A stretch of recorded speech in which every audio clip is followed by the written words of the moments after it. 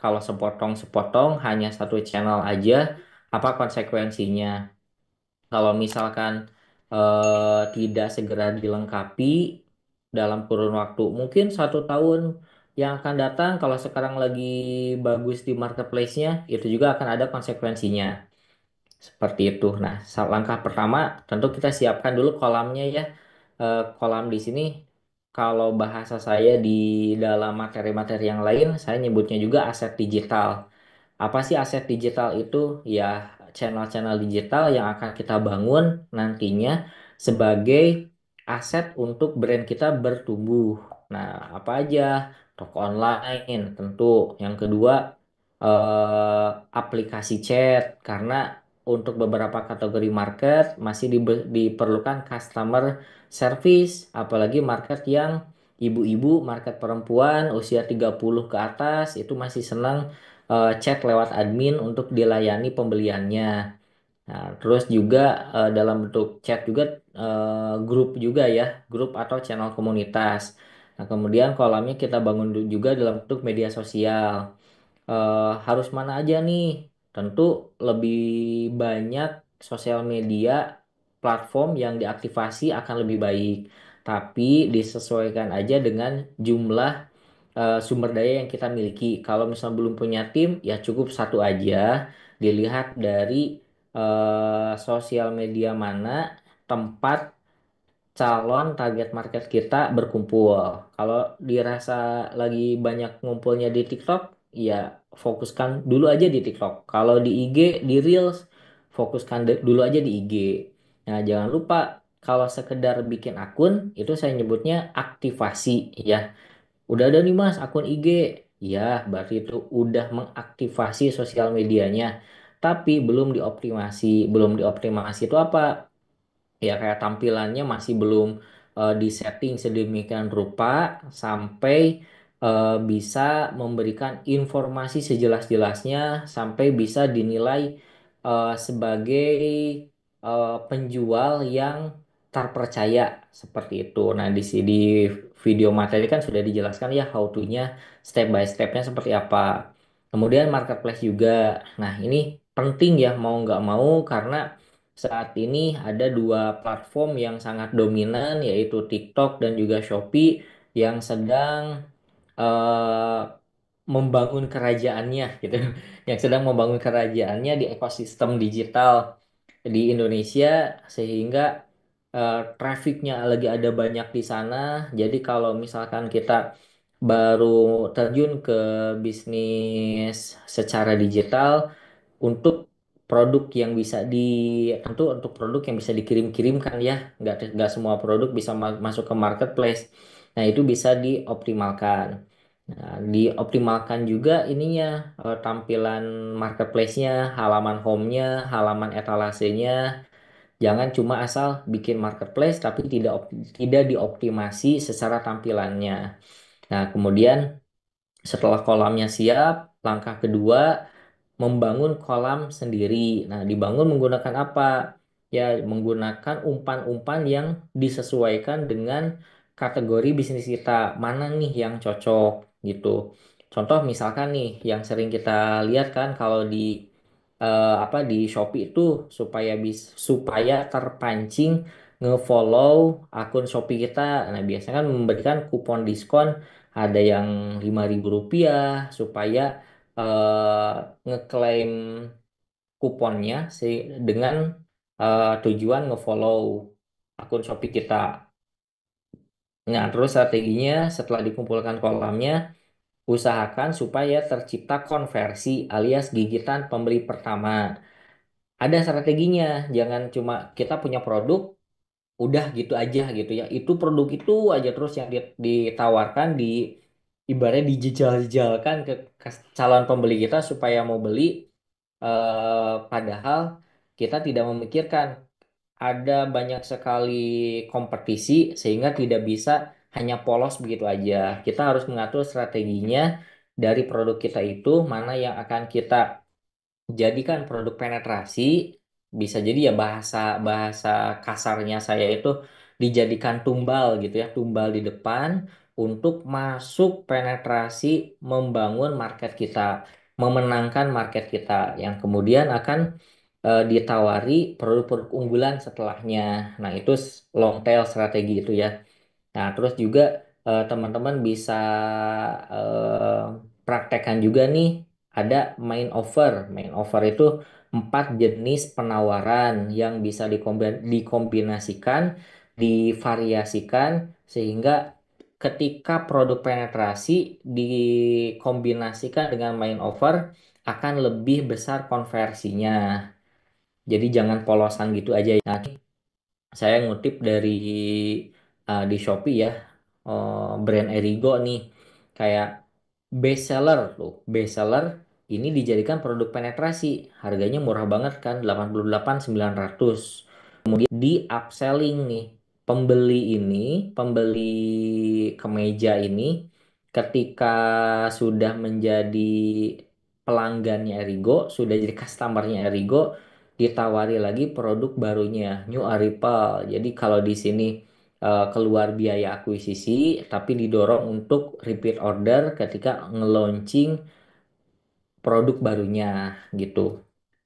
Adapun juga kayak Hasani, kalau tadi kan mengeluarkan artikel baru. Kalau konteksnya contohnya Hasani tidak mengeluarkan artikel baru, produknya sama, hanya kemasannya saja berbeda. Kemasan yang travel pack ini dijadikan produk penetrasi supaya orang mau nyicip dulu sehingga tahu khasiat dari Hasani, baru ditawarkan Hasani dalam kemasan botol. Kalau yang udah iya nih berkhasiat nih, dia akan cenderung mau karena sudah merasakan manfaatnya, maka mengeluarkan uang lebih banyak untuk membeli kemasan botol itu juga akan lebih ringan untuk konversinya. Dan kemudian langkah keempat, validasi kontak atau database-nya. Kalau penjualan di marketplace ya terutama ya, ini validasi kontak database-nya jangan cuma mengirimkan begitu aja eh, paketannya, tapi validasi setelahnya.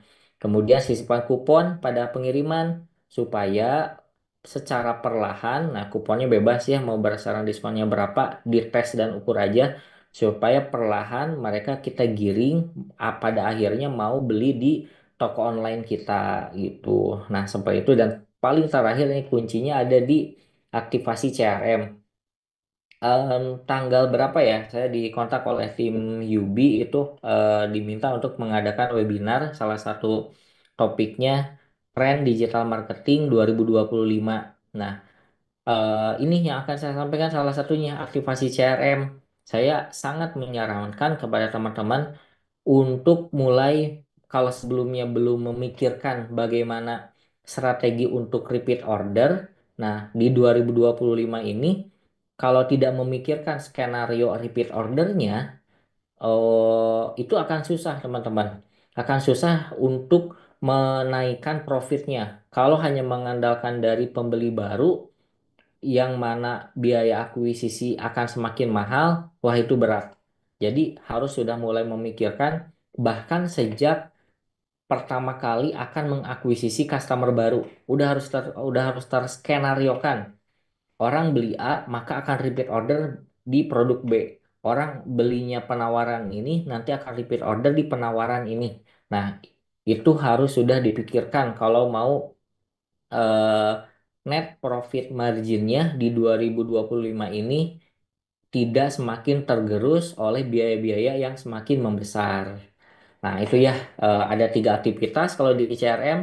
Satu cross selling upselling, dua event existing, dan tiga membership dan referral, yaitu mereferensikan produk kita kepada teman-temannya, keluarganya, atau siapapun itu sehingga produk kita bisa em, menjadi word of mouth lah, dipromosikan seperti itu.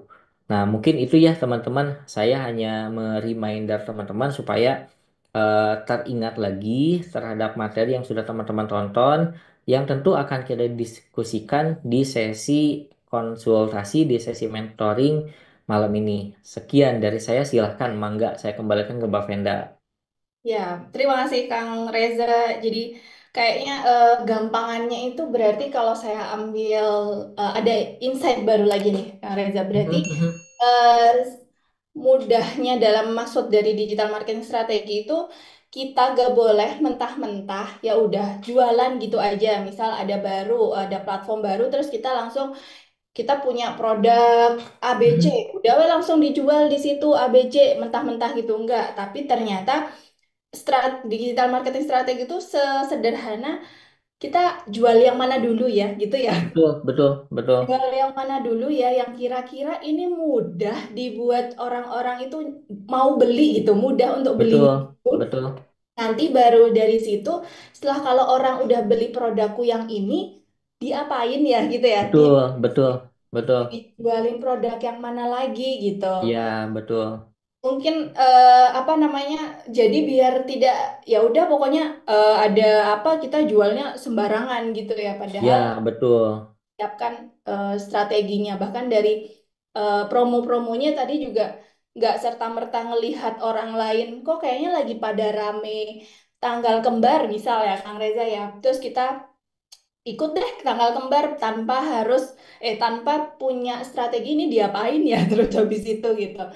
Tapi harus kita punya apa namanya promo-promo yang memang sudah dipikirkan sejak awal tujuannya untuk apa dan nanti step berikutnya setelah orang join promo itu diapain lagi gitu. Jangan sampai Betul, udah betul. selesai gitu aja. Gitu mungkin ya Ya, sederhana itu apa kita memahami terkait digital marketing strategi ini gitu ya Kang Reza ya. ya, Mbak Penda betul. Dan di strategi tadi tuh pemilihan produk penetrasi juga untuk teman-teman yang punya varian produknya banyak ya.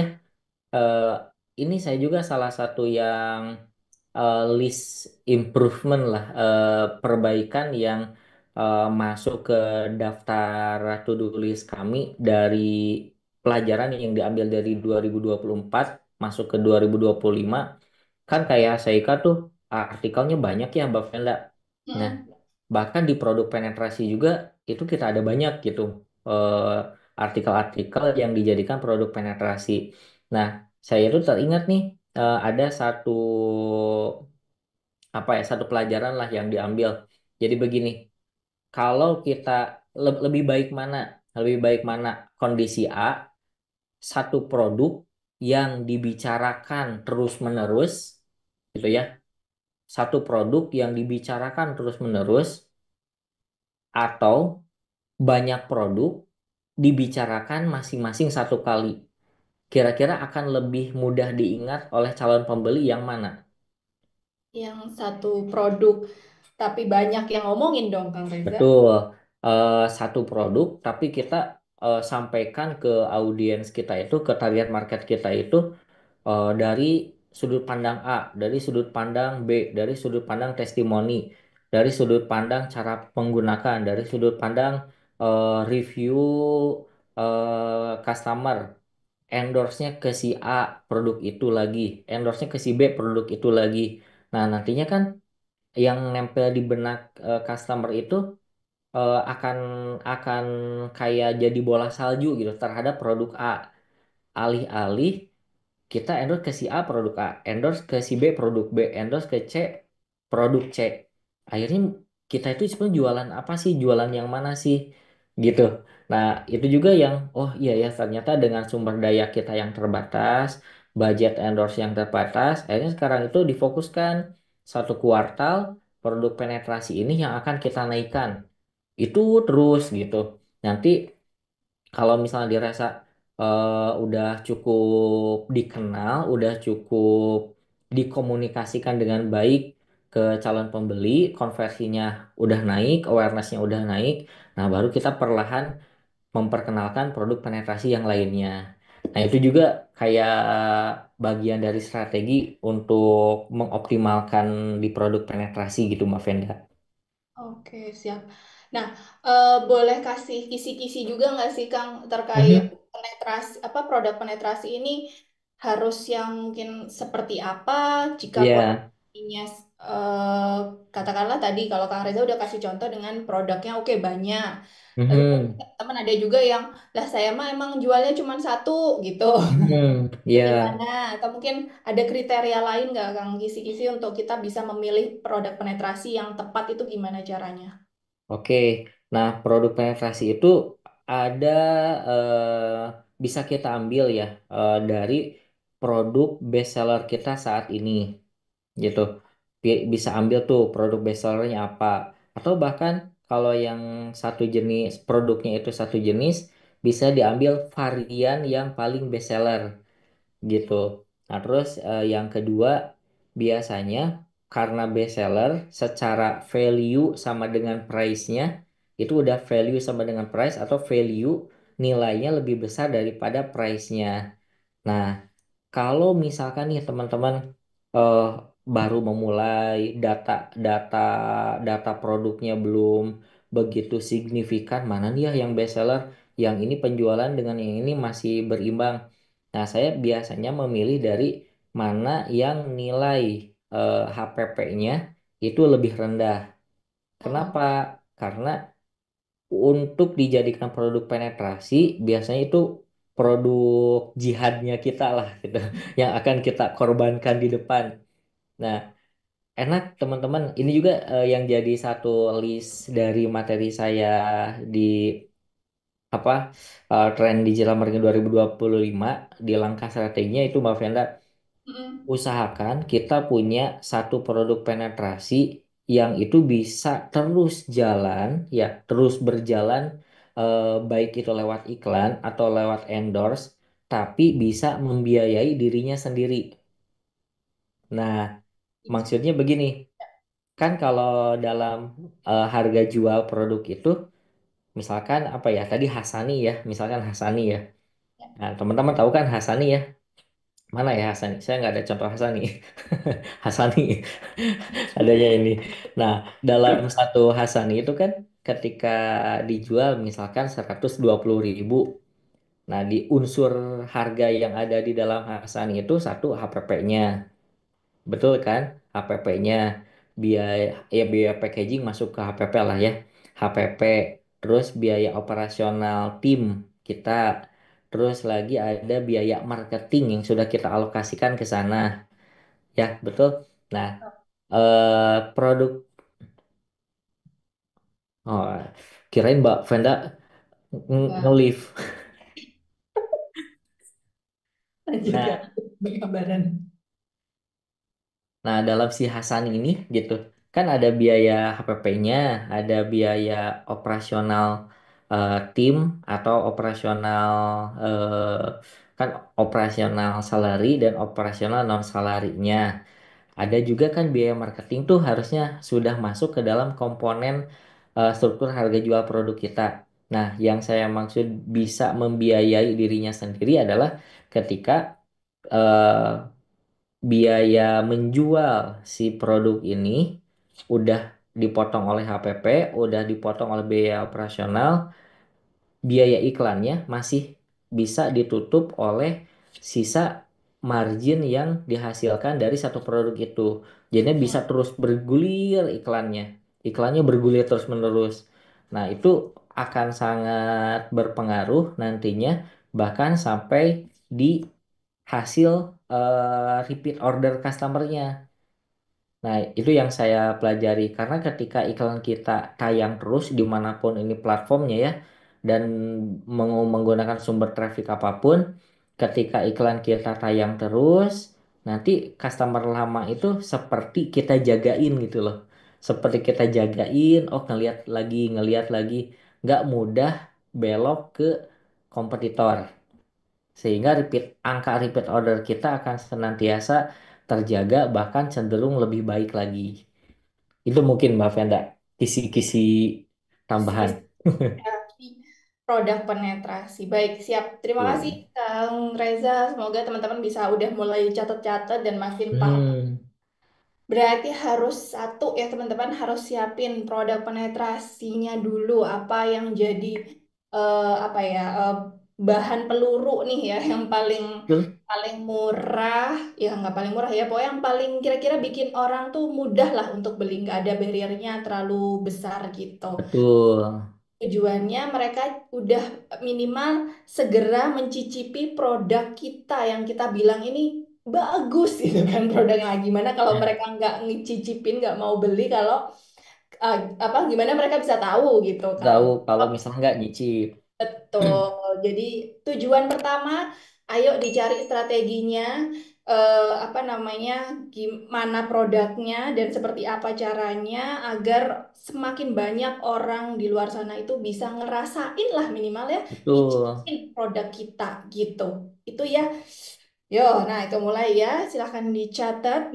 Kita akan udah dapat satu PR. Silahkan nanti dipikirkan setelah sesi hari ini. Nah, kita sekarang masuk ke pertanyaan, ke tanya mentor. Jadi sekali lagi saya ingatkan, untuk sesi hari ini kita akan fokus membahas pertanyaan-pertanyaan terkait digital marketing strategi sesuai bahasan saat ini. Nanti kalau misal ada pertanyaan lain, maka kita akan bahas di sesi yang memang membahas ya, sesi yang membahas ya kan. Jadi ribet. Sesi yang memang kita akan membahas materi tersebut gitu. Oke? Pertanyaan masuk nomor 2 dulu Mbak Vicky. Nah, oke. Dari Kak Leli Dewi Utami, apakah hadir? Jadi selain kita pilihin pertanyaannya, kita juga cek apakah orang-orangnya hadir. Kalau nggak hadir, nggak akan kita jawab. Ada, ini dia Ibu. Halo Kak Leli, boleh di-open suaranya mana dulu? Ya, Ada? halo Kak. Oke, Selamat siap. malam. Malam, kita bahas ya, kita jawab pertanyaan yang sudah dikasih ke kami. Oke, mau izin bertanya Kak dari Kak Leli ini, produknya, bisnisnya Puri Utami Fashion. Setelah menyimak video di atas, oh maksudnya video-video yang sudah kita kasih ya kemarin ya, Alhamdulillah ada sedikit bayangan dari strategi digital marketing, Alhamdulillah. Yang selama ini Alhamdulillah. hanya dikira-kira. Oh, aduh, hukum ini perkiraan ya. Nah, dari paparan tersebut diimplementasikan ke produk fashion yang saya bangun ini. Karena secara traffic penjualan juga masih belum terlalu maju. Maka langkah apa yang harus pertama kali ditentukan? Apakah target pasarnya yang keliru atau cara yang membuat strateginya yang masih belum tepat? Produk saya masih menggunakan WA dan media sosial. Adapun di salah satu marketplace itu untuk menunjukkan kalau ditanya konsumen ada di salah satu marketplace. Mohon arahan dan bimbingannya. Nah, ini mungkin Kang Reza secara intinya sudah nyimak. Nah, sekarang Mhm. implementasinya ini yang pertama kali untuk yang bisa dilakukan lah terkait Ya, untuk produk fashion. oke. Produknya mukena ya, Kak Leli. Ada macam-macam Iya ya? kan, Ada macam-macam. mukena sama batik ya. Oke. Nah, oke baik. Oke, Bismillah saya jawab ya. Terima kasih untuk pertanyaannya, Kak Leli. Nah, fashion sebetulnya begini. Kalau kita kembalikan kepada langkah demi langkah di digital marketing strateginya, saya asumsikan langkah pertama yaitu membangun kolamnya sudah disiapkan ya. Tadi kan media sosialnya udah ada, kemudian marketplace juga udah ada, meskipun baru sekedar ada Shopee-nya nggak Kak? Nah, ada nih bisa beli di Shopee. Nah, baru sekedar seperti itu.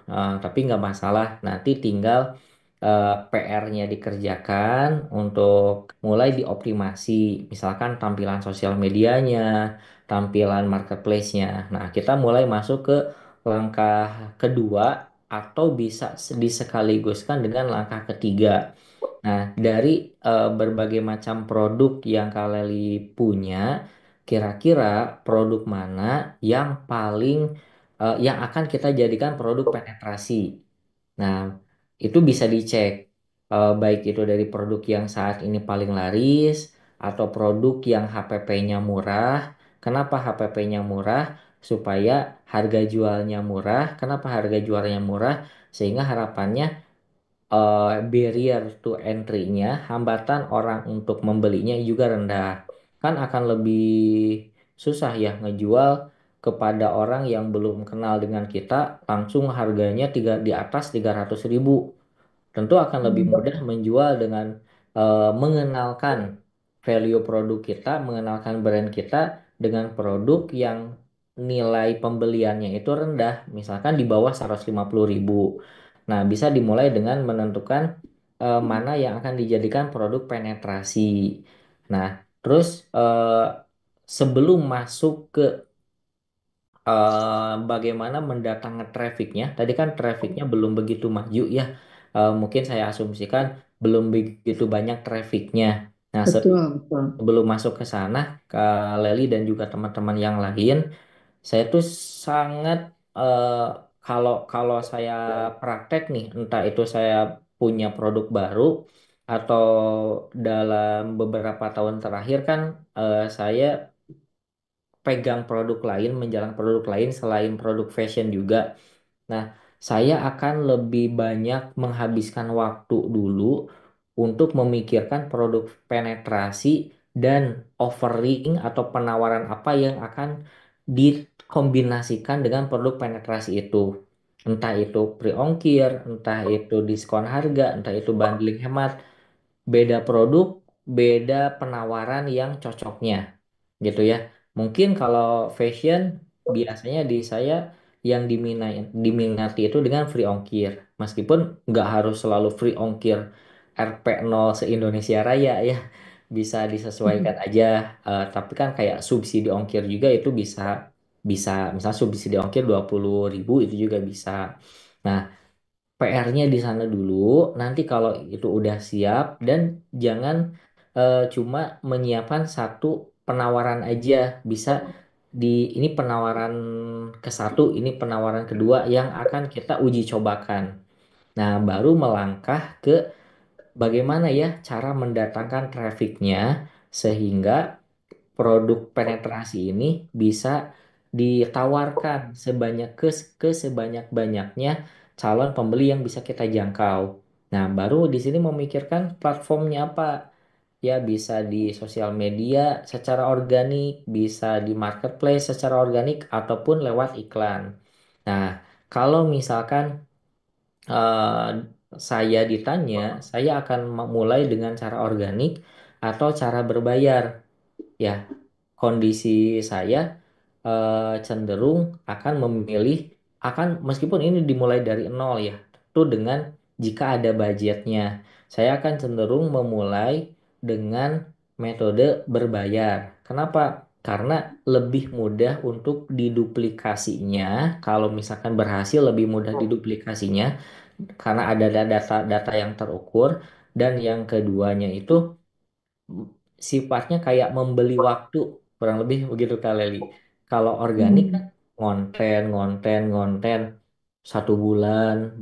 eh, Lama ya. betul. Biasanya teman-teman yang bukan seorang konten kreator atau eh, bukan kekuatan utamanya dalam membuat konten itu biasanya menyerah di tengah jalan pada saat membangun konten. Nah, makanya termasuk saya gitu contohnya ya. Makanya saya Oh, kehabisan ide juga ya, Kang ya. gimana Kadang-kadang kehabisan ide juga untuk bikin betul, kontennya ya. betul. Lebih sebetulnya lebih ke kesabarannya sih. Ini udah ngonten 1 bulan tapi belum ada eh, penjualannya masih sedikit. Akhirnya kayak, ah ini nggak bekerja nih metodenya. Padahal mungkin cuma butuh waktu lebih lama lagi aja sampai Proses trafficnya ya, lebih banyak. prosesnya. Betul, betul. Nah makanya bisa memulai uji coba. Tentu ini kalau ada budgetnya langsung dengan iklan. Nah, berbicara iklan kan ada banyak nih platformnya. Ada Meta Ads, TikTok Ads, Google Ads, bahkan Shopee Ads gitu. Nah, karena Kaleli ini fashion, mau kena, saya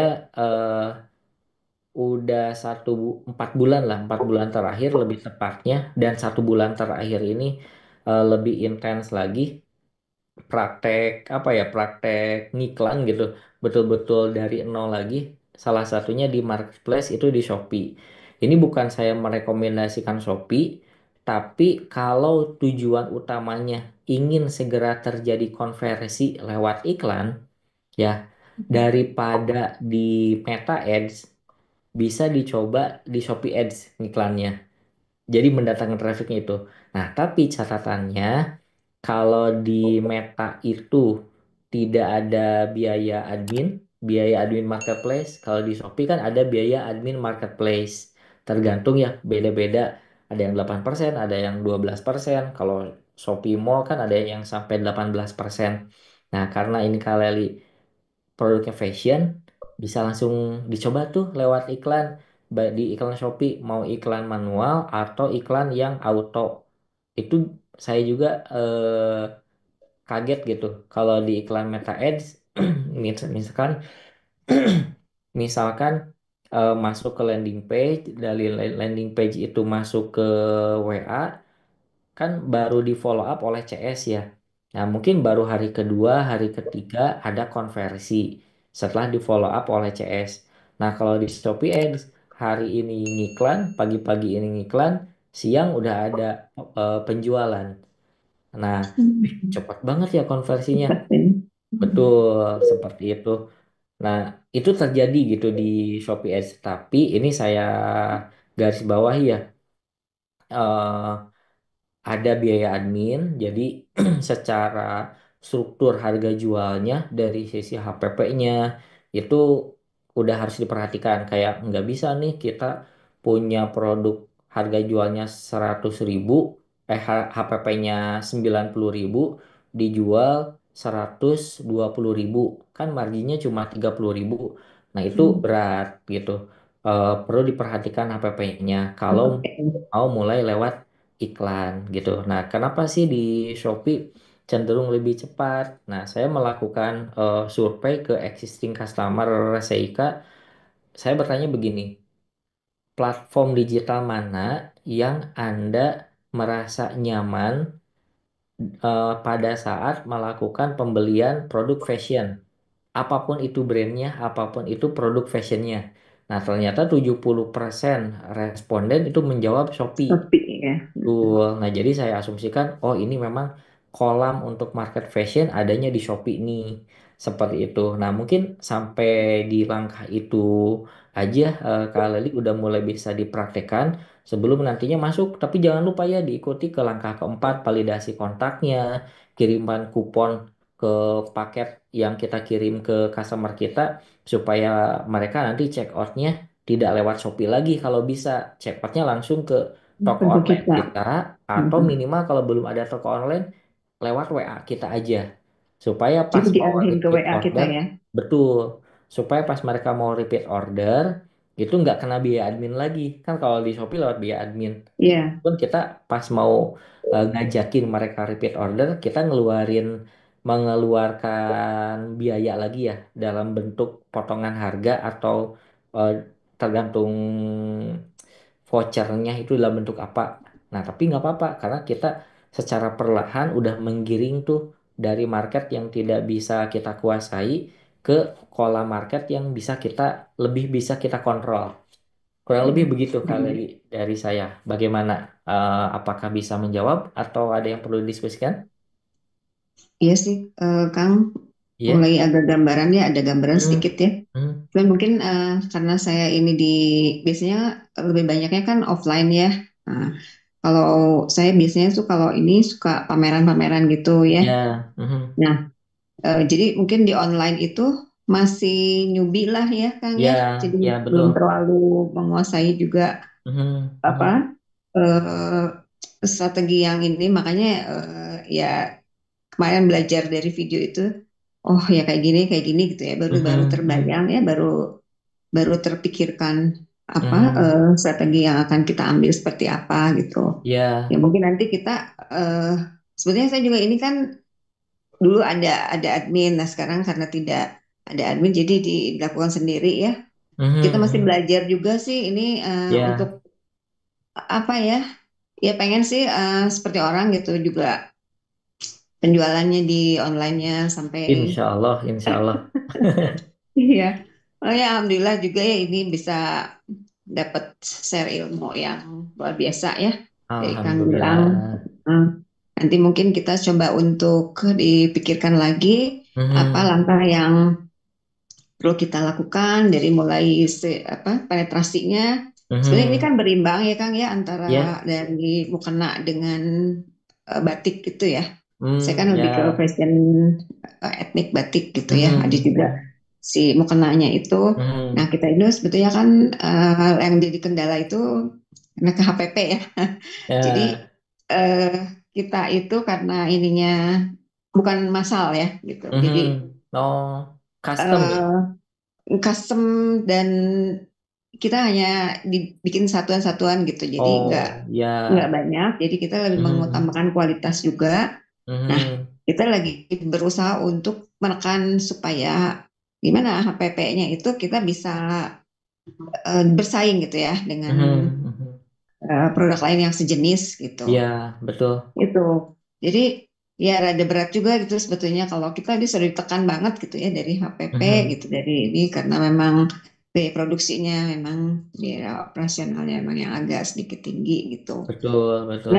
Nggak bisa sekaligus kita bikin itu tuh jadi kita menyesuaikan juga gitu Mhm, mhm. dengan kondisi dan apa keuangan kita gitu Kang.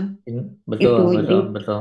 eh, jadi banyak faktor yang apa ya yang bisa mempengaruhi Iya, sebelum kita betul, mengambil satu tindakan gitu ya. betul, Harus betul. dipikirkan betul gitu apa yang supaya jangan salah melangkah. Iya, Itu betul. supaya jangan boncos juga gitu ya Kang ya. Iya, betul. Iya, kayak kayak di marketplace kan kayak oh, di marketplace banting-bantingan harga. Iya, Nah itu, betul. Betul di mm, marketplace seperti itu. Nah, tapi kita jangan masuk ke satu kondisi karena kita ingin menang, maka kita eh, ikut perang harga. iya Nah, nggak jangan bisa. karena nantinya nggak akan jangka panjang. Contoh aja Betul. dari biaya admin marketplace kan akan semakin naik. Terus Ya, kayak sekarang yang tren tren dan lagi di tanda kutip dimanja oleh marketplace itu affiliate ya. Nah, iya. affiliate kan itu juga loh, kok ini penjualan naik sama nggak ikut affiliate kita marketnya Tinggalan ya. diambil orang, iya Hmm. ikut affiliate marginnya habis. Nah, Iya, makanya keteteran. betul, betul saya memperhatikan beberapa brand eh, yang saya perhatikan gitu ya di fashion apalagi karena itu kategori bisnis saya ada kok yang tidak ikut perang harga tapi masih Hmm. bisa bersaing lah bahkan Saing. masih masih jadi brand populer lah gitu jadi eh, masih ada celahnya supaya kita nggak perang harga seperti itu. Iya, iya. Betul, betul ya Kang ya. Ya, terima kasih banyak Kang Gilang untuk insight-nya ya malam ini Baik, luar sama-sama. biasa sekali gitu ya. Jadi apa? Mungkin saya sedikit PR juga ya ini banyak PR nih yang harus dilakukan gitu ya. Dicicil, Sebelum dicicil. ya gitu, sebelum nanti kita langkah-langkah yang mana yang tadi yang seperti yang dibilang mungkin sekarang yang nomor satu dulu mungkin ininya dulu apa penetrasinya dulu yang mana yang sekiranya bisa yang agak sedikit best seller lah itu ya mungkin ya Mhm, mhm. best seller dari produk yang kita jual. Nah, mungkin setelah itu apa melakukan tadi yang apa yang dari yang kayak semacam free ongkir ya atau Mhm. bundling Oh, juga mungkin ya, bundling ya gitu. betul. Terus apa voucher-voucher gitu ya mungkin ya Kang ya. Mhm. Itu dulu mungkin yang perlu saya ini kan yang perlu saya lakukan itu ya Kang ya. Ya, Tetap Hmm. semangat Bu mantap, Leli. dicicil. Kalau banyak Ya, PR memang iya banyak PR. memang itulah harapan kita semua ya. Jadi jangan sampai teman-teman ini ikut program ini tapi ngapain ya gitu. Nggak Iya ada ya. apa-apanya. Jadi Iya memang ada yang didapatnya ya. iya betul Ibu. Apalagi semakin banyak Mm-mm. PR itu kita semakin bahagia lah Bu. Mentor dan Fasil, oh berarti teman-teman nih melar nih otaknya gitu ya. Udah makin Betul, betul. mana yang harus dikerjakan. Daripada bingung, pusing, tapi nggak tahu harus ngapain ya Bu ya. Mending kita Nah, apa tahu mau ngapain meskipun banyak Hmm. PR-nya. Oke, Nah, semangat. setelah ini kalau misalkan kita ini nanti ada lagi saya nanti di kesempatan lain kalau misalkan ada yang mesti ditanyakan gitu, ada kesempatan lagi ya untuk bertanya. Nanti ya kalau ada masih ada waktunya gitu Iya, ya Bu eh, Leli. Iya. boleh. Kasih kesempatan yang lain silahkan. Terima kasih Ya, banyak Kang Gilang. Terima kasih Kak Evi. Kak sama-sama Wenda. Kak Ya, Venda dan Kak Wenda. Reza Iya, Gali. iya. Oke. Mangga tuh. Assalamualaikum warahmatullahi wabarakatuh. Waalaikumsalam Bu Waalaikumsalam Leli. warahmatullahi wabarakatuh. Oke, siap. Meskipun apa namanya yang kita bahas satu per satu dan itu mungkin bukan bisnis teman-teman, tapi insya Allah tetap dapat insight-nya ya teman-teman ya. Tetap dapat mungkin sama jadinya dapat PR yang sama gitu ya. Gitu. Jadi silahkan teman-teman tetap fokus, menyimak dan mendengarkan kira-kira apa sih insight-insight baru gitu dari pembahasan studi kasus yang kita coba lemparkan kepada Kang Reza. Oke, kita lanjut lagi ke pertanyaan berikutnya. Ini mungkin saya pilih karena mungkin ada beberapa teman-teman yang juga di kondisi yang sama dari Kak Ayu Kristina. Iya Ini Kak, selamat malam. malam Kak Ayu, kita coba bahas ya, semoga ada jawaban. Baik, dari Ayu Kak Ayu ini batik ya, fashion. Nah, ingin bertanya, kalau kita mau jalanin digital marketing ini, Kang Reza, apakah harus menyiapkan produk dalam jumlah yang banyak, Kang Reza, atau seperti apa gitu? Apalagi mungkin teman-teman di sini punya bisnis yang mungkin masih skalanya kecil, kemudian apa modal ini masih diputer-puter sampai muter-muter gitu ya untuk sisi produksi untuk seperti apa. Nah, ketika nanti kita mau jalani nih, oke siap, saya mau mulai masuk menjalankan digital marketing strategi. Apakah Mhm.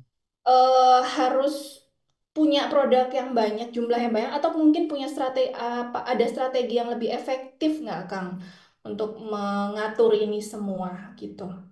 Oke, baik Mbak Venda. Nyambung juga yang tadi kan Ibu eh, Bu Leli ya tadi ya, yang Ya. sebelumnya juga kan produknya ternyata dia nggak banyak dijual gitu, nggak banyak Mhm. diproduksi. Nah, itu gimana Kang Reza? Silahkan. Iya, nah saya langsung jawab aja mungkin ya Mbak Venda untuk Kak Ayu.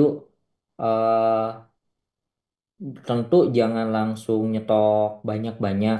Nah, pakai kan ada istilahnya kan minimum viable produk. Nah, minimum stok aja dulu berapa gitu.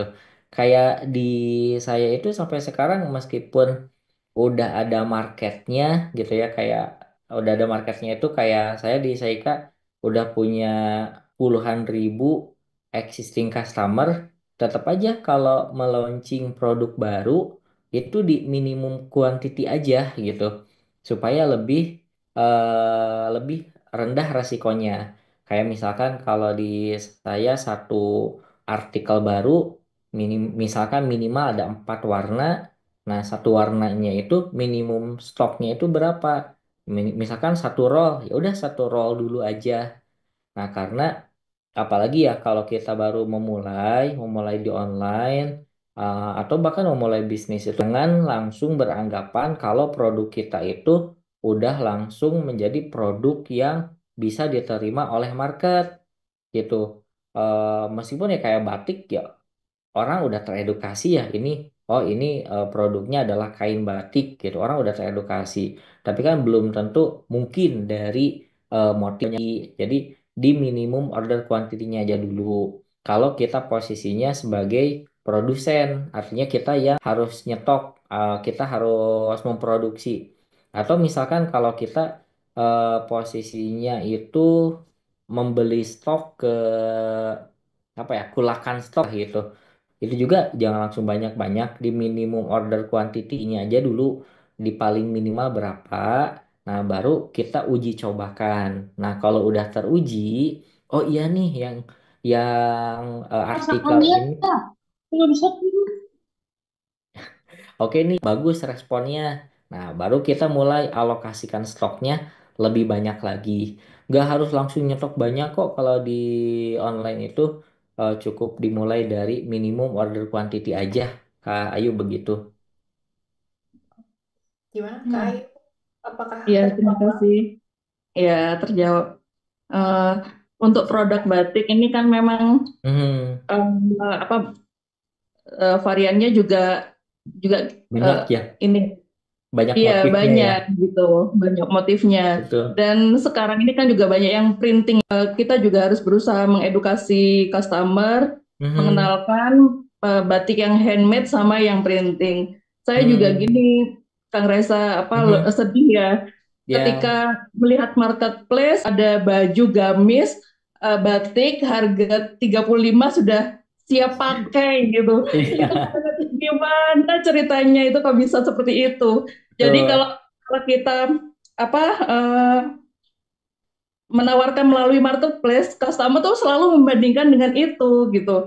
Oleh karena betul, itu saya betul, sampai saat ini juga masih belum kan melalui marketplace karena betul. saya rasa pangsa segmen pasar ngerasa Mhm, mhm. gitu. Jadi Betul. lebih ke pameran seperti Ibu Leli tadi, ke pameran kita mengenalkan ini batik handmade, Mhm. ini apa selalu mengedukasi seperti itu, mengenalkan baru mereka tahu sampai saya fotokan prosesnya seperti apa, kemudian saya barcode. Jadi ketika ketika pembeli mau lihat, mau membeli, kenapa ini harganya bisa 1 juta, kenapa Mhm. ini harganya bisa 500 ribu, saya suruh mereka untuk men-scan barcode. Jadi alur pembuatannya mereka tahu Betul, gitu. betul. Bahwa Udah bagus tuh. dengan membeli apa satu kain itu, Mhm. mereka sudah menghidupi banyak orang di Betul, rantai betul, pembuatannya betul. itu, Kang Itu yang Reza. harus dibangun, value, value itu yang harus dibangun sih. Eh, ini izin ke Ayu ya. Saya kan Ya, di tetangga kampung gitu ya. Tetangga kampung itu kalau saya kan kecamatannya Kecamatan Indihiyang di Tasik itu ya. Nah, tetangga kampungnya itu perbatasan dengan kelurahan saya ada Kelurahan Cipedes di Kecamatan Cipedes. Dekat-dekat banget nih dari saya mungkin 5 menit nih. Itu sentra batik di Tasik. Sentra batik di Tasik. Nah, baru 1 bulan ke belakang ya, saya main ke rumah temannya istri saya, yang mana produsen batik gitu. Betul, cerita cerita panjang lebar lah soal perbatikan. Jadi kayak ini nggak bisa nih, ah produk bahkan kain batik yang produk Cina itu kan udah masuk ya, udah ya betul. udah nggak bisa bersaing lagi lah untuk dari sisi harga jualnya.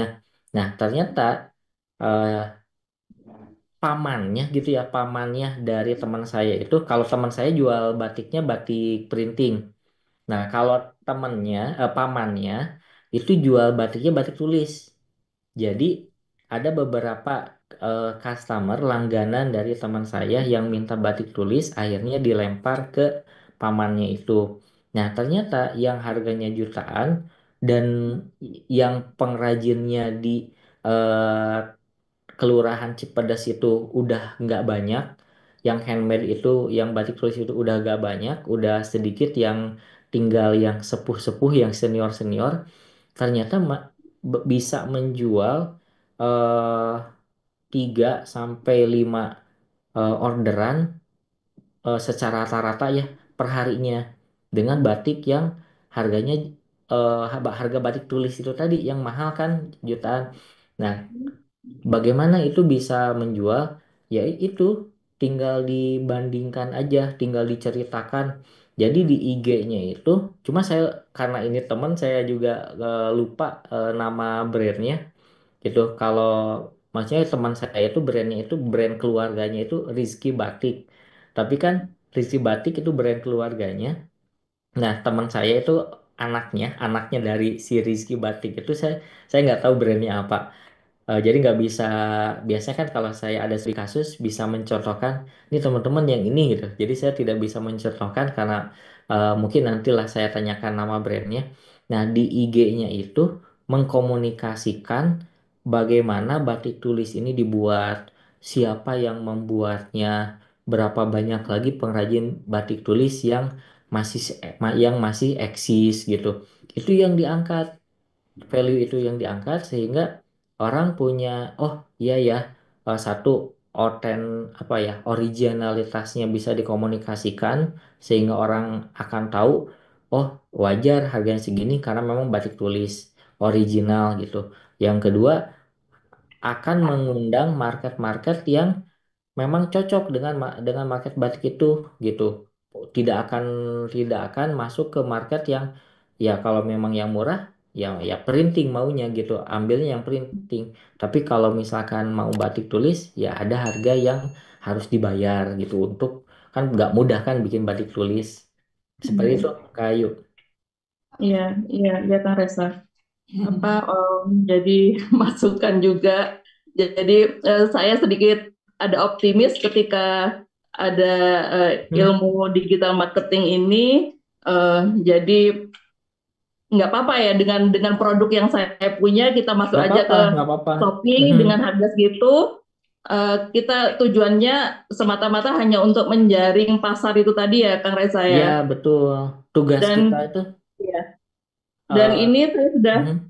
ada angan-angan untuk penetrasi produknya. Saya coba ke hijab mungkin karena Mhm. dengan satu ukuran yang lebih kecil, tapi di situ tetap Betul. ada sentuhan tulis. Kebetulan Mhm. ciri khas saya itu jumputan tulis, Kang Reza, Mhm. Mhm. produknya jadi nggak murni batik tulis karena Iya, di lingkungan saya itu untuk melatih pengrajin bisa batik tulis itu sangat sulit. Eh, betul. Butuh Persis waktu seperti yang teman saya ya ceritakan. 1 bulan baru bisa diberi pekerjaan. Tapi kalau jumputan sekali di trial mereka sudah bisa langsung bekerja. Waktu Hmm, dalam 1 lembar batik itu saya padukan batik tulis dan batik jumputan. Mungkin untuk produk penetrasinya saya alihkan ke hijab dulu dengan harga yang terjangkau. Nanti iya. bisa bisa ini bisa Saya izin nih ya. dipasarkan. Kak, Ya. saya izin share ke Mbak Venda dulu untuk ditampilkan ya Mbak Venda. Saya kirim link. Eh, Lain, oke, siap. Keren banget nih, langsung kepikiran. Eh, Karena saya udah kan kalau kan karena apa ya praktisi gitu. Jadi ketika ngelihat produk orang lain, ketika ngelihat orang lain, ini kayak produk ini bagus nih gitu. Nah, ini tapi bukan saya menampilkan hanya untuk benchmark ya, teman-teman, bukan untuk ditiru. Nah, ini kan kalau secara HPP harusnya konsumsi kayunya kan rendah nih, yang batik ini ya, kayu. Iya, betul. Nah, jadi sebagai fast, kan produk fast ini secara keseluruhan lagi tren nih, lagi ngetren di buka di luar batik ya. Dan ini dijadikan batik. Kan kalau batik seperti ini, sisi kebutuhannya udah ada tuh kayak untuk office atau misalkan kondangan. Nah ini saya rasa ini kayak elegan, Iya, value-nya tinggi, tapi nilai tidak HPP-nya makan. secara konsumsi bahan itu rendah. Bunda, Nah betul. bisa masuk dari sini nih. Betul, betul, Mungkin betul. itu ya. Ya, terima kasih Kang Reza untuk masukannya. Baik, sama-sama Kak Ayu. Mungkin cukup itu dulu. Sudah terjawabkan untuk masalah saya. Terima kasih ya, Kang Reza. Alhamdulillah, Balik. sama-sama. sama-sama. Semangat Bu Ayu. Jadi mungkin buat teman-teman yang lain kondisi yang sama, bukan ternyata makanya itu ya kalau kita punya strategi besarnya, jadinya kita nggak akan fokus ke teknis. Aduh, gimana ya cara jualin di Shopee gitu ya. Betul, Tapi betul. tapi ya udah, oke, saya punya Shopee adalah salah satu channel aja gitu tadi ya. Betul, betul. Apa sekarang kalau misal jalannya offline, pameran-pameran ternyata memang di situ target apa marketnya besar, ya dipersilahkan. Tapi kita tetap punya tadi ya, punya Mhm, saluran online itu hanya untuk menambah lah ya, menambah betul. baru market baru, kemudian menjadi alternatif lah kalau misal orang masa harus nunggu pameran mau beli ke kita gitu ya. Jadi biar bisa dia beli lagi di waktu yang lebih fleksibel gitu ternyata ya teman-teman. Oke, mantap. Terima kasih Kak Ayum yang sudah melemparkan pertanyaan juga. Semoga teman-teman yang lain juga dapat jawaban dan insight yang Bagus ya. Oke, kita lanjut dulu lagi ya. Makin semoga masih ada semangat dan melek dan makin tanya makin ngebul. Oke, kalau tadi fashion kita coba geser ke makanan. Ini dari Kak Cutria. Ada Kak Cutria? Oke, dari Aceh ini kalau namanya Cut Ada. gini ya. Iya, iya. Betul. Oke, siap. Kita coba jawab ya pertanyaannya. Bacakan dulu. Terima kasih atas ilmu dan kesempatannya. Ini sangat relate dengan keadaan saya yang saat ini hanya mengandalkan Instagram dan mengarahkan pembeli untuk order via DM dan WA. Namun, saya bingung untuk bisa membuka toko online sendiri dengan website. Apakah cocok untuk usaha kue basah nih, Kang Reza? Atau mungkin ada referensi usaha sejenis yang memang sama juga nih produknya kue basah, tapi mereka pakai website atau mungkin menjalankan digital marketing strateginya gitu. Mungkin itu dulu, Kang Reza, nanti baru kita masuk ke pertanyaan yang kedua. Oke, baik Mbak Venda. Nah, perihal website ini eh, mungkin kok kenapa pertanyaannya apakah cocok menggunakan website? Eh, saya mau konfirmasi nih Kak Cut. Eh, maksudnya menanyakan cocok atau tidaknya itu apakah produknya ini kue basah yang tidak bisa dideliverykan gitu ya secara ekspedisi secara online hanya bisa dijual lewat toko apakah seperti itu? Suaranya di unmute dulu, Kak Cut. Nah, eh, kenjap lagi. Belum ada suaranya, boleh di unmute, diklik tombol yang ada gambar mic-nya di HP mungkin. Nah, Oke, belum ada jawaban nih, Kang Reza. Mungkin dianggap hmm, seperti itu, misal Kang Reza kondisinya. oke. Nah, jadi website itu ketahanannya juga kayaknya Kang, iya Ya, betul. Maksudnya begini.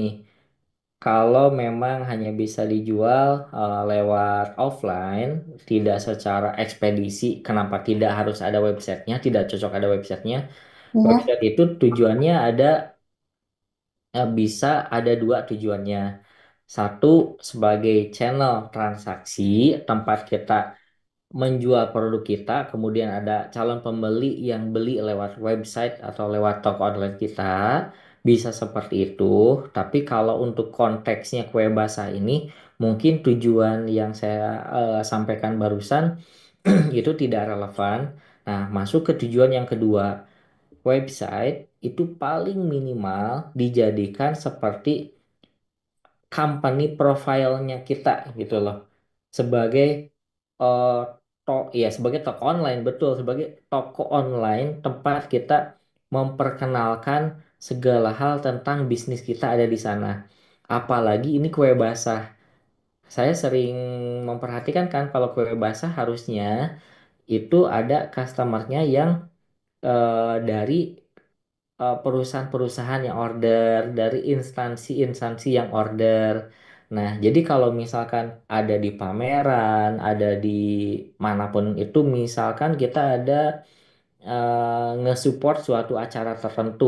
Nah, nanti kan bisa dicantumkan tuh di brosurnya atau di label di kemasannya ada nama toko online-nya. Jadi ketika orang, oh enak nih kuenya terus ngecek kue apa nih kue ini gitu ya kue bahasa apa gitu dari mana nih oh brand ini terus ngecek ada toko online-nya nah masuk ke toko online-nya dari toko online-nya tuh kita tampilkan sebanyak-banyaknya informasi yang bisa membangun kepercayaan dari calon pembeli terhadap brand kita gitu jadi malah reputasinya jadi terbangun di sana jadi orang apalagi yang big order gitu ya, yang mau order paketan-paketan besar itu udah nggak ragu lagi karena kita udah membangun reputasi lewat toko online kita.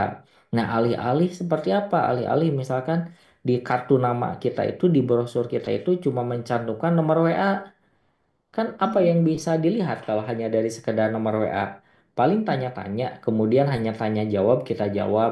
Oh ya, tapi kalau misal masuk ke website, ada di sana eh, portofolionya lah gitu. Pernah Oh, pernah menyediakan eh, snack untuk perusahaan apa aja, untuk acara apa aja gitu. Siapa tahu peresmian apa gitu. Kita support. Nah, itu kan jadi tempat untuk membangun kredibilitas atau reputasi dari brand kita. Mungkin itu untuk optimasi websitenya, Kak Cut. Oh iya, terima kasih ya Mas Reza. Baik, Eh, sama-sama. eh, Gimana? Ada lagi? Gini Mas, Hmm, untuk yang seperti Mas Reza bilang, awalnya kan saya bingung. Ini kan maksudnya kalau kayak baju ataupun snack kering, itu kan mereka ada websitenya, banyak channel yang bisa mereka gunakan gitu. betul. Nah, sementara saya yang aktifnya itu saat ini masih di WA dan Instagram. TikToknya Mhm, punya, tapi saya alihkan nanti ke Instagram lagi gitu, ataupun ke mhm, WA lagi. Kalau mhm. cara yang seperti itu sudah benar nggak, Mas? Saya alih Maksud, ketika mereka nanya-nanya, saya kasih kontak WA-nya untuk biar bisa chat secara langsung dan oke. terjadinya closing gitu.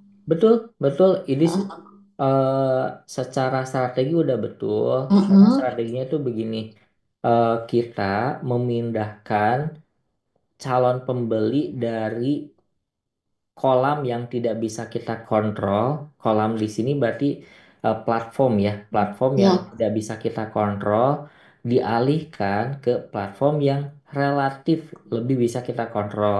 Kan kalau udah masuk oke. ke WA kita, kita ajak Ya, mereka untuk nge-save nomor WA kita, heeh, minimal mereka bisa kita follow up lewat WA Story gitu. betul.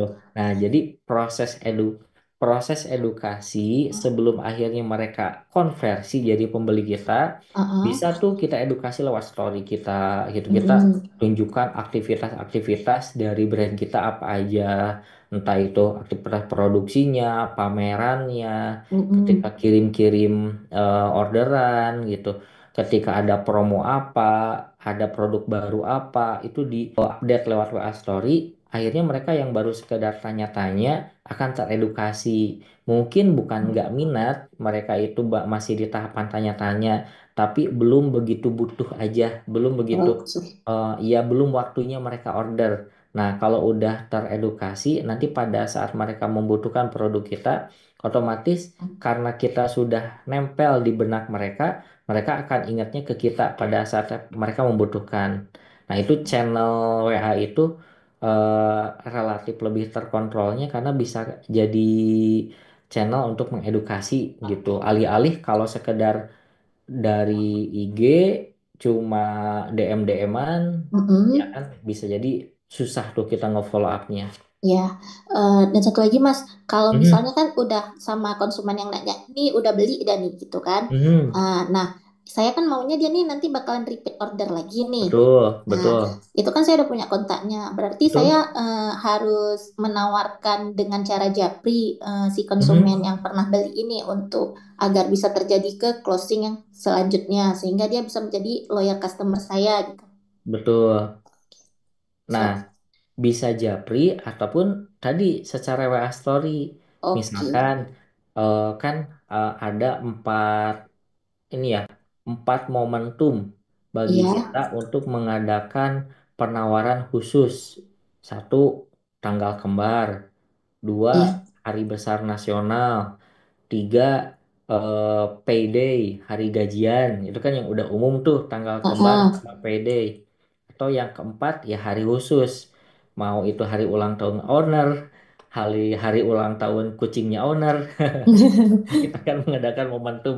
Nah, itu kita bisa dijadikan sebagai momentum untuk memberikan urgensi atau alasan dengan menggunakan penawaran khusus sehingga orang yang sudah pernah beli ke kita akan terpancing untuk beli lagi seperti itu. Itu Oke. secara WA Story bisa dan Mm-mm. secara Japri juga harusnya sih harus dilakukan. Makanya nanti di materi CRM ada kan kalau database-nya berupa WA dan udah banyak, udah ribuan, udah puluhan ribu, itu bisa menggunakan metode broadcast WA. Oh iya, baik Tapi Mas. nanti di yang Ya, CRM ya. ya, siap. Terima kasih Mas Reza. Alhamdulillah Sama-sama. sudah semakin terarahkan gitu. Ya, Alhamdulillah. Siap, terima kasih Kak ya, Jutria. terima kasih juga Mbak Venda. Sama-sama. Udah mulai penasaran soal CRM, Iya, tenang. iya, siap-siap. Pelan-pelan, satu-satu. Kita akan di digital marketing strategi. Oke, kita lanjut lagi. Masih pada di sini ya, teman-teman. Masih semangat loh ya, harusnya. Kita insya Allah masih ada waktu kurang lebih 45 menit lagi. Kita lanjut lagi ke pertanyaan berikutnya. Ini dari Kak Rizka Purnama. Ada nggak orangnya? Kak Rizka, kita panggil dulu. Ada orangnya, tapi apakah menyimak? Coba kita cek dulu suaranya ada. Kita panggil. Panggilan pertama, Kariska Purnama. Tidak ada. Sebenarnya ada ya orangnya masuk tapi ada. Nah, tuh baru muncul wajahnya. Oh, ini dia. Oke, Mas. Siap ya kita bahas pertanyaannya. Oke, jangan sampai kelewat nih ya. Oke, mungkin ini beberapa teman-teman juga merasakan yang sama. Ini sedikit curhat kayaknya Mas Rizka ya. Dia, Halo? halo, halo Mas. Terdengar ya Ah, suara? sorry. Yo, sudah? Mana Ya. suaranya? Halo? Nah, kan dari tadi berarti tidak mendengarkan. Bentar, Mbak. Suaranya hilang, Mbak. Boleh, silakan. Oke, sambil di setup saya bacakan ya pertanyaannya. Oke, di era digitalisasi yang sangat masif sekarang ini, katanya Kang Reza, banyak sekali penjual yang sudah melakukan sistem penjualan online mandiri lewat iklan sosial media. Yang mana banyak di antara mereka ini yang lebih mengutamakan omset daripada kualitas produk. Sehingga banyak dari calon pembeli yang merasa trauma akan ketidaksesuaian produk dengan iklan di toko online-nya.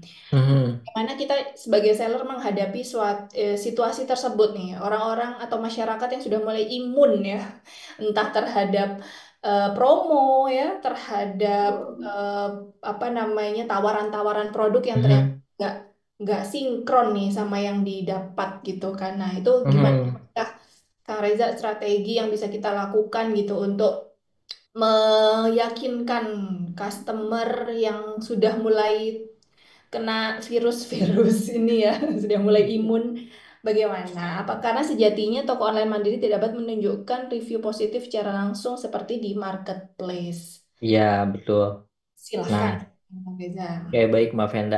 Saya coba menangkap satu persatu isunya ya. Ini karena kayaknya ada beberapa isu yang dikemukakan. Satu itu orang yang trauma akan ketidaksesuaian produk dengan iklan. Nah, Ya, betul itu terjadi.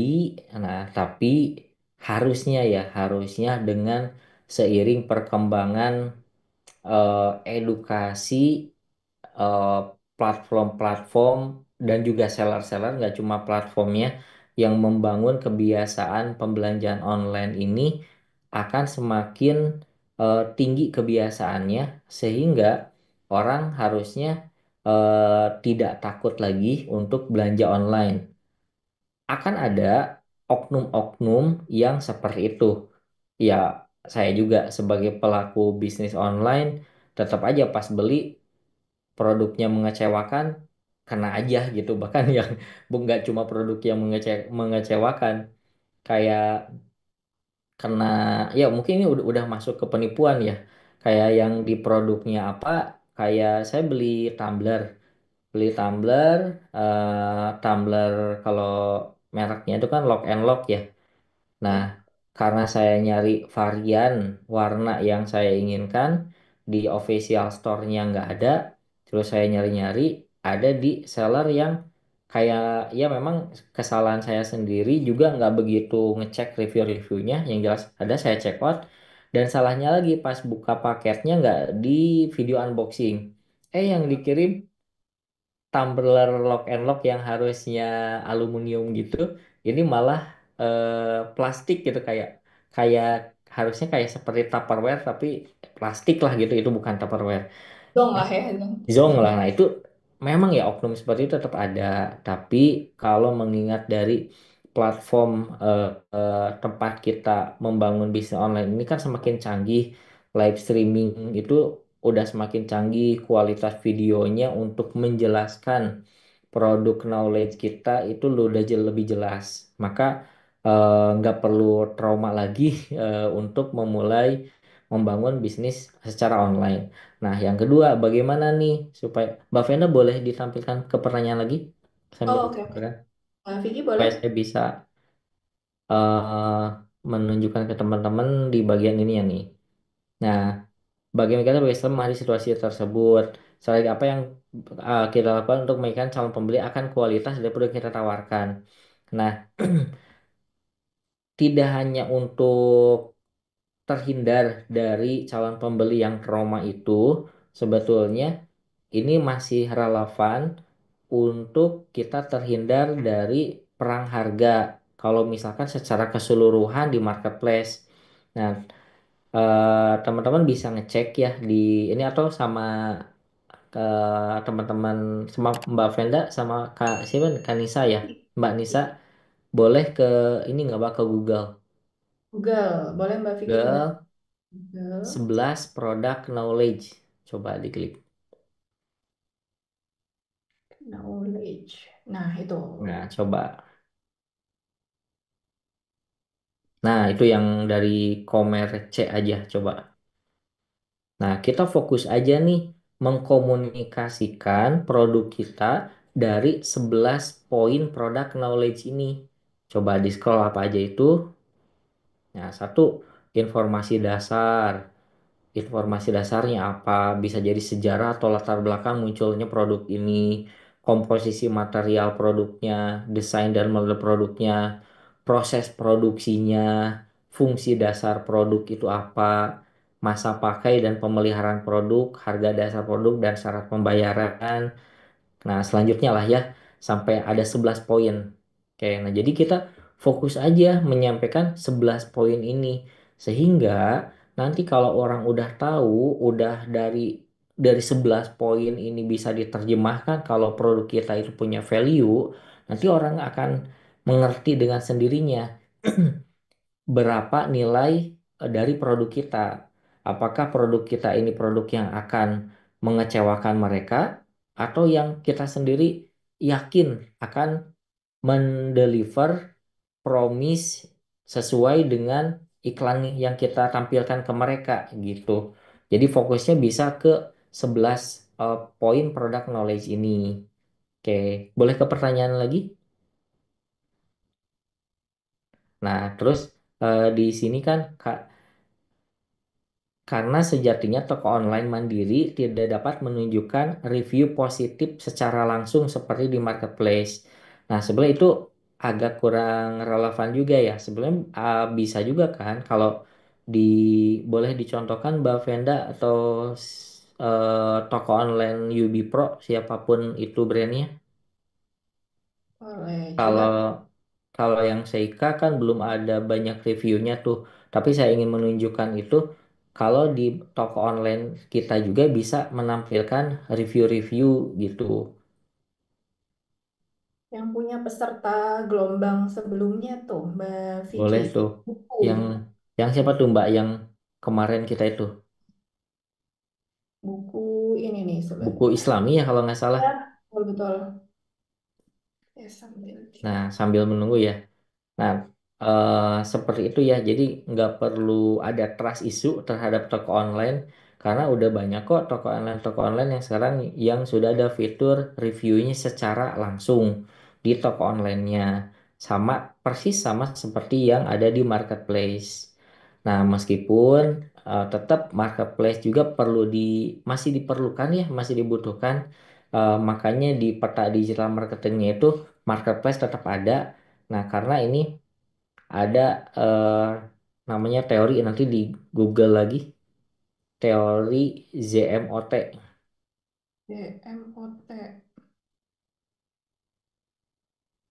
Nah, muncul gak tuh teori ZMOT? Zero moment of truth. Betul. Nah, ya. Nah, ini aja ya, nggak usah di itu. Jadi zero moment of truth itu yang berarti momen ketika calon pelanggan mulai mencari informasi tentang produk atau jasa kita sebelum membelinya. Nah, karena yang karena seller-seller yang nakal atau yang kurang bertanggung jawab tadi yang memunculkan trauma itu, maka semakin ke sini tuh konversi dari eh, channel online kita baik itu di marketplace atau di website itu semakin ke sini semakin menurun karena faktor trust issue tadi. Nah, maka mereka akan semakin pintar, akan semakin banyak pertimbangannya sebelum melakukan pembelian, yaitu dengan apa? Dengan mencari-cari informasi tentang produk kita. Nah, misalkan begini ya, saya ceritakan alurnya. Target market kita ini terpapar oleh iklan kita di sosial media atau oleh postingan kita melalui konten kita di Instagram misalkan. Nah, sebelum mereka langsung check out, langsung konversi terhadap kita, mau itu lewat toko online, mau itu lewat WA, biasanya mereka akan mencari informasi-informasi tambahan gitu. Kalau yang belum kenal dengan brand kita, yaitu kemana? Ke sosial media kita. Maka sosial media kita harus menyajikan informasi-informasi yang bisa menghapus keraguannya. Atau mereka bisa larinya ke marketplace untuk ngecek apa? Ngecek reviewnya tadi. Nah, makanya marketplace itu tetap dibutuhkan karena sekarang campaign yang diadakan oleh marketplace besar-besaran itu akan membangun kebiasaan baru. Nah, jadinya mereka akan ngecek nih, ngecek dulu deh di Shopee. Kayak saya aja kemarin mau beli ini nat keramik gitu ya. Nat keramik untuk kamar mandi sebelum saya pergi ke toko bangunan, saya ngecek dulu di marketplace berapa sih harganya gitu. Nah, karena udah terbentuk kebiasaan itu, maka ikuti aja dulu alurnya di marketplace, tetap kita adakan, tetap kita aktivasi. Nah, supaya reviewnya muncul di sana, baru nanti ya mau mau itu check outnya di marketplace dulu pertama, it's okay. Mau itu nanti pembelian kedua diarahkan ke website kita juga bisa. Boleh Mbak ini diklik di salah satu produknya yang best Coba ke seller tuh. bawah, ya tuh yang. Nah, ada reviewnya tuh Mbak Vicky. Nah, ada ulasan pembeli nih Yang sebelumnya, yang satunya tuh. nah ini ya udah saya tunjukkan menggunakan website UB Pro tuh udah kayak di marketplace bisa ngasih review begitu.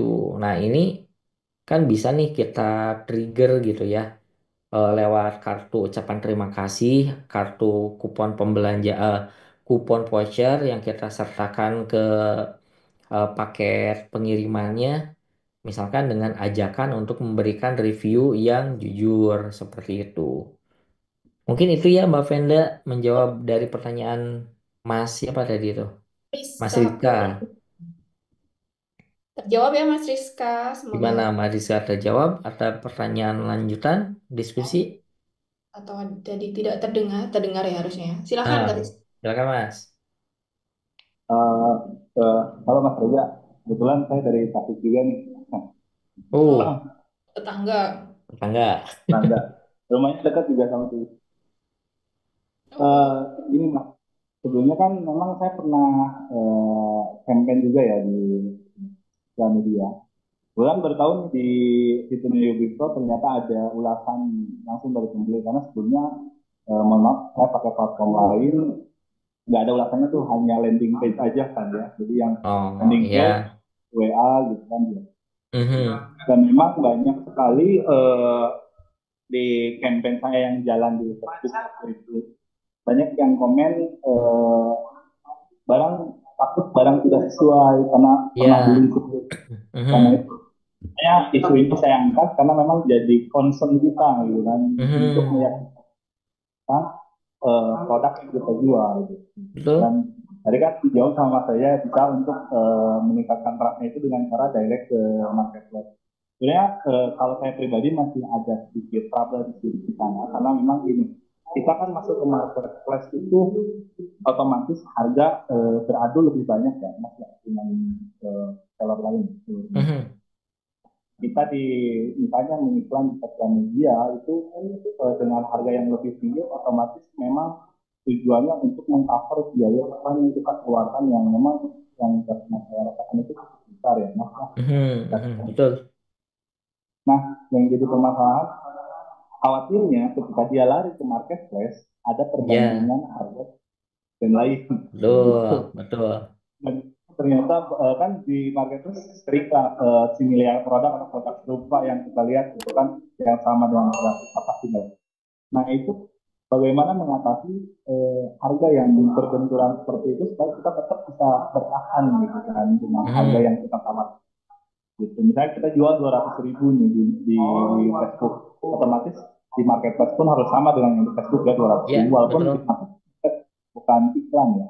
Tapi Mhm. ketika ada produk PR yang ternyata jauh harganya lebih murah, misalnya 100.000, otomatis konsumen memilih produk yang itu. Nah itu yang dikhawatirkan Ya, sih kita melakukan apa ya istilahnya mah eh, meluruskan trust isu bahwa produk kita juga ada di marketplace punya review yang bagus. Nah khawatirnya terjadi perbandingan harga seperti itu. Itu ya, betul. gimana kita menang itu Nah, mas?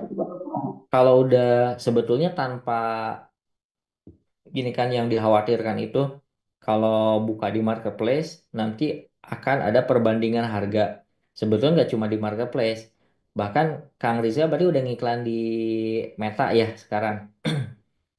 Dulu saya Oh sekarang dulu, berhenti di Meta karena oke. memang Gojek luar biasa mas. Lah sebetulnya Oke. mau itu masuk ke marketplace atau mau itu ngiklannya di sosial media ya, perbandingan secara head to head langsung itu sekarang udah tidak bisa terelakkan lagi gitu.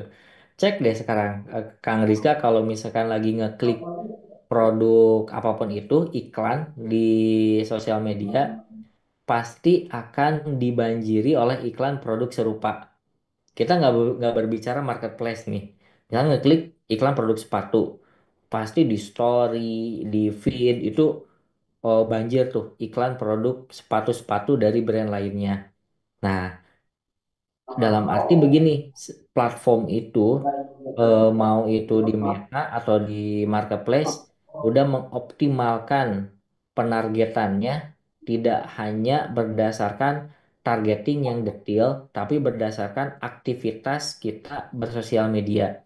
Jadi sama aja mau itu masuk ke marketplace kena perbandingan harga dengan kompetitor, mau itu tidak akan tetap kena.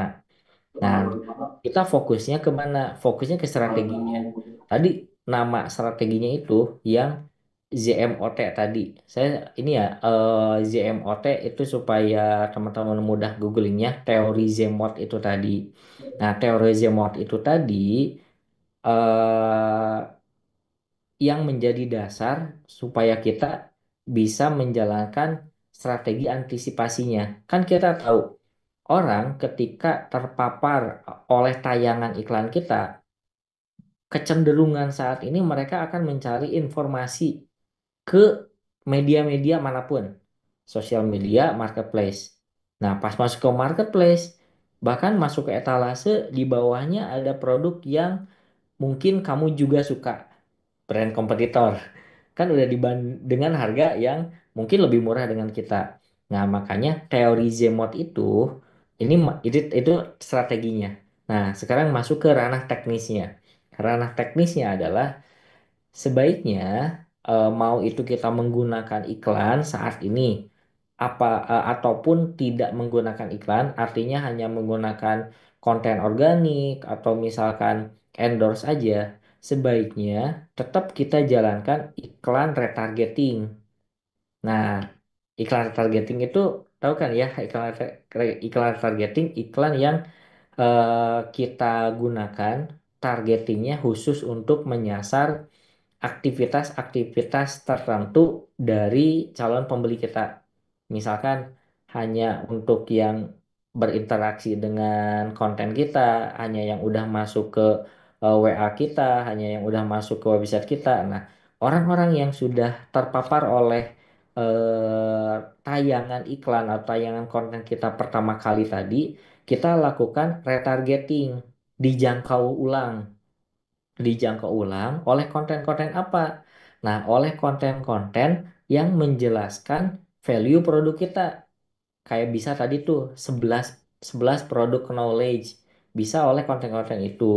Atau bisa oleh eh, konten-konten yang meyakinkan kalau misalkan kita itu punya kualitas yang bagus, punya reputasi yang bagus, punya kepercayaan yang bagus. Nah, jadinya kayak kalau saya bilang sih iklan retargeting itu kayak iklan yang akan menghantui dan mencuci otak calon pembeli kita gitu ya. Bahasa bahasa kasarnya seperti itu. Jadi pada saat mereka eh, masuk ke toko kompetitor, etalase kompetitor dalam 1, 2 kali, 3 kali, 24 jam akan terus dihantui oleh iklan targeting kita. Jadinya, oh ini bagus ya ini, oh ini bagus ya dari sisi, tuh tempat produksinya juga bagus, tuh apa tokonya juga bagus, tuh testimoninya juga bagus, tuh ada review dari influencer bagus begini. Nah, jadi kualitas produk kita itu bisa dikomunikasikan dari berbagai sudut pandang dan ngejagain calon pembeli yang sudah terpapar oleh iklan kita pertama kali, meskipun mereka masuk ke toko kompetitor, tapi masih kita jagain gitu. Yang ujung-ujungnya lagi-lagi tinggal siapa yang menang untuk diambil atau diambil nih dibeli value-nya gitu. Itu udah dikembalikan, keputusannya udah dikembalikan ke calon pembelinya. Jadi kalau saya fokus aja mengkomunikasikan value produk kita ya, tanpa harus banting-banting harga, fokus aja ke sana. Kalaupun mereka pada akhirnya market itu pasti ada lah, setiap produk pasti ada marketnya. Kalau memang marketnya market, mohon maaf, market bawah, pasti yang jadi concern bagi mereka itu harga ya. Sedangkan kalau kita yakin produk kita berkualitas, kita yakin produk kita punya keunggulan, maka harusnya kita ini akan masuk ke market minimal market menengah. Nah, jadinya gak harus takut dengan yang namanya dibanding-bandingkan, apalagi dari sisi harga. Toh kalau misalkan mereka market menengah dan kemudian milih beli yang harganya lebih murah, kemudian mereka kecewa, banyak kok yang curhat gitu ya ke kita. Iya ini kemarin nyoba beli dari produk dari toko sebelah yang harganya lebih murah, ternyata kainnya begini. Ah udah ah, kapok beli lagi ke Seika. Nah banyak kok yang seperti itu pada akhirnya gitu Kang Rizka. Jadi gak usah khawatir. Karena kalau tadi saya lihat produknya ya itu kayak celana taktikal ya, celana kargo, betul nggak? Jadi memang fokusnya ke streetwear sih itu. Streetwear. Kemudian kan Oke. lebih tangan ke arah ke kaosnya juga. Kemudian kita Mhm. nanti ada varian. Jadi kita pengen fokusnya ke produk celana sih. Kebetulan kan di Tasik sendiri belum terlalu masif untuk produk-produk seperti itu karena memang kebanyakan kan Tasik lebih banyak ke fashion muslim. Kita sendiri pengen Betul. beda nih, pengen beda Siap. ke arah. Oke, jadi fokus ke value aja ya, Kang Rizka ya. Ya, Teorinya itu, teknisnya jalankan iklan retargeting, teknisnya itu supaya target. betul, supaya menghantui calon pembeli kita. Ya. Jadi dikejar terus ya Ya sampai ke kecil, betul kecil aja budgetnya. Budget retargeting itu nggak usah besar-besar, 30.000, 50.000, udah tuh, udah tayang terus gitu.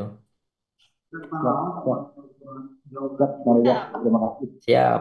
sih sama-sama Mas Rizka, semoga terjawab dan teman-teman yang lain juga dapat jawaban dan insights. Sebelum kita lanjut, ini silahkan teman-teman peregangan dulu ya. Kang Reza juga biar gak tegang ya. Udah Izin jalan. dulu Mbak Vena. Silakan minum dulu, teman-teman boleh. Sambil kita apa namanya teman-teman melakukan absensi ya. Silakan Kak Nisa atau Kak Vicky share presensi di kolom chat. Teman-teman silahkan presensi dulu sambil meregangkan tangan, otot, kaki ya, biar nggak tegang nih. Rasanya udah malam nanti. Oke, kita sambil ini Mas Syam Zuri Hidayat udah angkat tangan. Pas banget memang habis ini pertanyaannya Mas Syam. Aduh, bahasa gimana sih Mas panggilannya lebih mudahnya? Sama aja, sama aja, sama aja. Mas Sam. Syam, oke. Ya. Bagus banget lah namanya ya. Mas Ya. Syam nih, Mas Syam nih apa memang pas banget yang akan kita tayangkan pertanyaannya. Boleh sambil teman-teman ini ya melakukan presensi. Apakah tadi angkat tangan melanjutkan jawaban atau pertanyaan dari sebelumnya atau mau dibahas yang sudah di Eh, dulu? Silahkan aja. yang ini aja sih Kak, yang baru aja itu kayak itu pertanyaan saya pas overthinking gitu. Iya, yang ini Sekarang aja. udah Eh, eh. sekarang udah nggak overthinking ya? Karena nggak overthinking kayak Oh, gitu. Ya, ya, alhamdulillah. ya, ya, bentar, bentar, nah ya. Bentar ya Oke. Mbak, ini aduh anak saya bentar, bentar. Iya, iya, iya, iya, iya. Bapak Gak begini, apa-apa. ini, ini. Pengen, Ya, ya, ya, pengen ya, ya. ikut, pengen Ini, ini. ikut. Ya, ya, ya, ya. Oh, lah, pengen Ya, tanya. ya. Ya, gini, selamat salam kenal Kak Reza, saya Sam dari Jogja. Salam Apa kenal, Mas Syam. ya, sama Mbak Novenda juga salam kenal, sama Oke. Bapak Ibu semuanya ada di sini.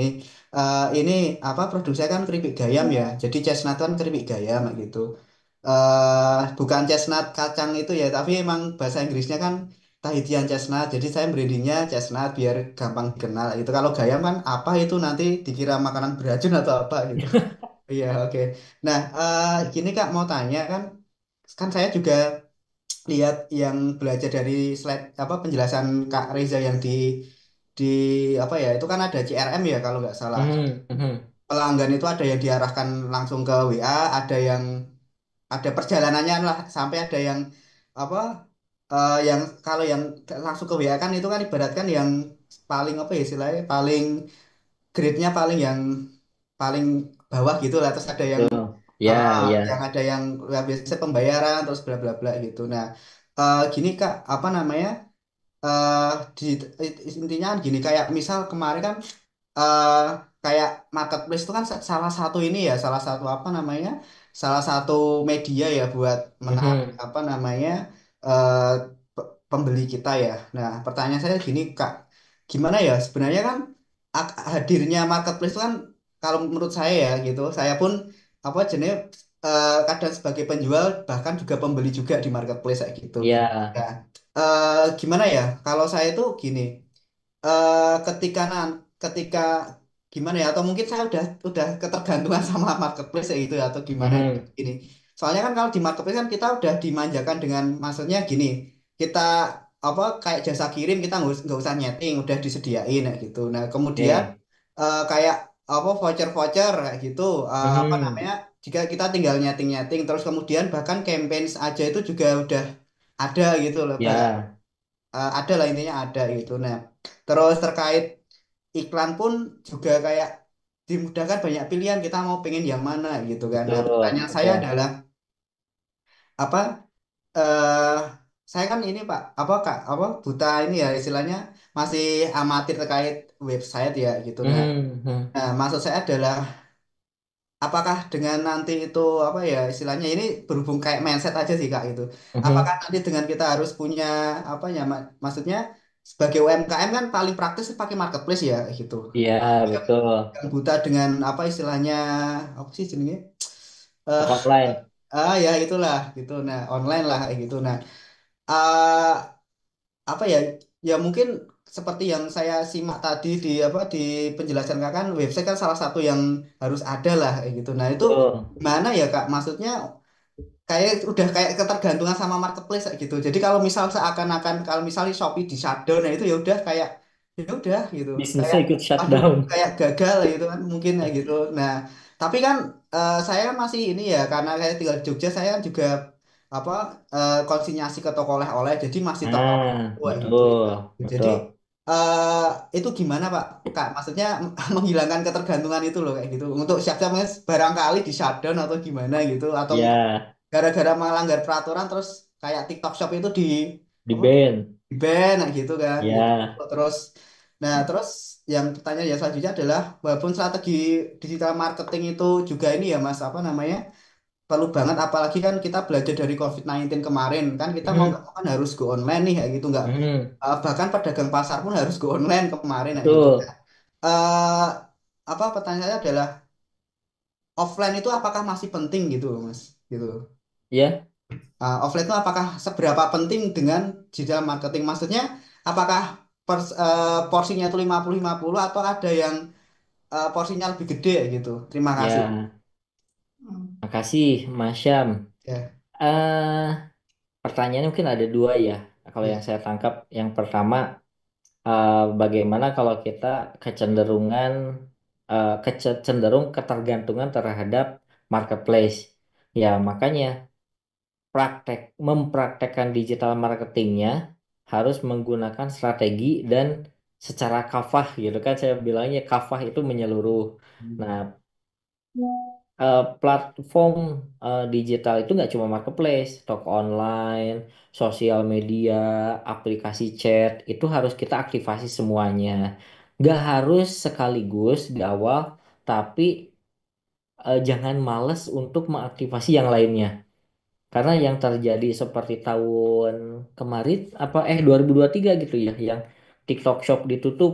Nah kan itu teman saya yang jualan mie lidi 90% omsetnya hilang ketika dia TikTok Shop ditutup 3 bulan tuh nggak bisa cuma dapat 10% aja omsetnya itu yang terjadi di teman saya pasti pas sebelum TikTok Shop ditutup eh, TikTok saya kena ban TikTok Shop saya kena ban bahkan bannya permanen udah rata-rata omset harian itu di 7 jutaan sehari lewat live gitu ya, lewat konten. Ketika dikena ban permanen, harus bikin TikTok Shop baru, ngedrop tuh omsetnya turun lagi, mulai lagi dari 1 jutaan per hari. Nah, itu kan sangat disayangkan kalau misalkan kita hanya menggantungkan ke marketplace aja. Makanya segera diaktifasi channel-channel digital yang lainnya sampai ke yang paling inti yaitu toko online. Nah, itu ya Kak Syah, untuk yang pertanyaan pertama. Pertanyaan kedua, apakah offline ini masih bagus gitu di tengah gempuran online sekarang? Nah, justru kalau dari yang saya pelajari dari guru-guru saya gitu ya, eh, online untuk akselerasi gitu ya untuk akselerasi offline untuk sustainability jadi kalau untuk stability online untuk akselerasi untuk ngegas di awal kalau ingin stabil maka segera masuk ke offline jadi online untuk mempopulerkan supaya omset kita stabil maka adanya itu di offline jadi nantinya online dulu dibangun baru setelah setelah populer atau nggak harus nunggu populer banget masuk ke offline masuk ke offline gitu teman saya yang tadi saya cerita Milidi itu dia pas kalau saya bilang angkatan TikTok ya angkatan TikTok jadi pas TikTok booming dia wah gencar banget di TikTok live dan sebagainya konten dan sebagainya itu omsetnya besar tuh nah kemudian 1 tahun ke belakang pada saat ini kan saya baru banget ketemuan sama beliau gitu silaturahmi ke rumah saya ternyata beliau itu udah masukin produknya ke offline ke retail offline kayak ke toko oleh-oleh kayak gitu sejak kapan nah ini sejak waktu kan kita ada di Yuk Bisnis ya di Yuk Bisnis kan mengadakan Kopdar Akbar nah Kopdar Akbar yang terakhir itu temanya adalah online to offline gitu. Nah, terinspirasi dari yang dibahas di offline gitu. Dia, wah online nih kerasa nih omsetnya pada saat traffic bagus, bagus omsetnya. Terus tiba-tiba trafficnya sedikit turun lagi. Nah, mulai tuh tahun kemarin, jadi kurang lebih udah 1 tahun ngebangun di offline-nya si Milidinya itu dan baru cerita baru dari satu kota aja dia merekrut 1 orang sales manager benar juga. untuk mendistribusikan produknya di Jabodetabek dan Hmm. baru di Bogor aja. Nah, di Bogor aja dalam 1 tahun omsetnya itu udah 400 juta gitu. Hmm. Dan itu stabil, grafik stabilnya itu naik. Emang kenaikannya nggak besar, tapi terus merangkak naik gitu. Nah, Hmm. makanya itu yang saya bilang tadi, online untuk akselerasi, offline untuk stabilitas. Gitu ya, Mas. Ya, oke, oke, paham Mas. Oh ya Mas, sama ini Mas, terkait, maaf ya, eh, Ya. ini misal nih kita kan kayak punya toko online atau mungkin kita udah aktivasi, maksudnya udah optimasi di apa namanya, kayak Instagram kayak gitu. Hmm. Ini pengalaman saya pribadi ya Mas, gitu. Ya, gimana gimana, Jadi Mas? kan ada yang tanya nih, ya toh, teknik gayam di Instagram gitu. Nah, kan saya kan orangnya kan males ya kalau misal rempong harus apa ngecek ongkir macem-macem kayak gitu. Ya udah saya kasih link Shopee aja gitu. Nah, itu Ya. kalau kayak gitu gimana Mas? Maksudnya kayak misal nih, kayak saya punya website kayak gitu. Ya misal besok bikin website, nah terus tak kasih link pemesanan, tapi link pemesanannya itu tak kasih ke misal ke Shopee. Jadi misal langsung check out kayak gitu. Hmm. Soalnya kan ya itu tadi apa namanya eh gimana ya? Misal kita pembeli kan mungkin kan nggak mau rempong atau gimana gitu ya, atau mungkin Mhm. eh, intinya kayak yang tadi di Instagram itu. Nah, itu kira-kira salah nggak kalau kayak gitu, Mas? Kayak gitu. Maksudnya kita membuka kayak peluang apa ya, peluang pembeli ya, ya, calon pembeli, tapi endingnya nanti eksekusinya itu kita pakai link Shopee atau link Tapi Tokopedia itu kira-kira gimana gitu. ya, eh, ya sebenarnya nggak gimana-gimana ya, hanya ada konsekuensinya aja. Kalau Hmm. misalkan dilempar ke Shopee, dilempar ke Tokopedia, di tengah ada pilihan bagi kita Hmm. eksekusi transaksinya di WA kita, ha- harusnya sih kalau saya lebih lebih memilih dilayani di WA aja. Kenapa? Ya karena kalau ke Shopee, ke Tokopedia kan ada potongan adminnya. Ya sayang Hmm. aja gitu, ada biaya adminnya itu. Terus yang kedua, Hmm. kalau lewat WA kan database-nya bisa langsung kita simpan, bisa kita langsung kita ternakkan database-nya di WA kita. Tapi ya tidak ada benar tidak salah, hanya konsekuensi aja.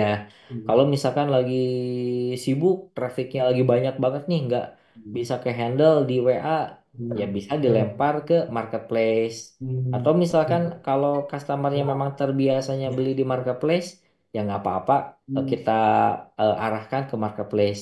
Gitu, Hmm. Mas. Oh ya. Nah, jadi gini Mas, misal nih, saya juga ada pengalaman ya. Ini pengalaman aja.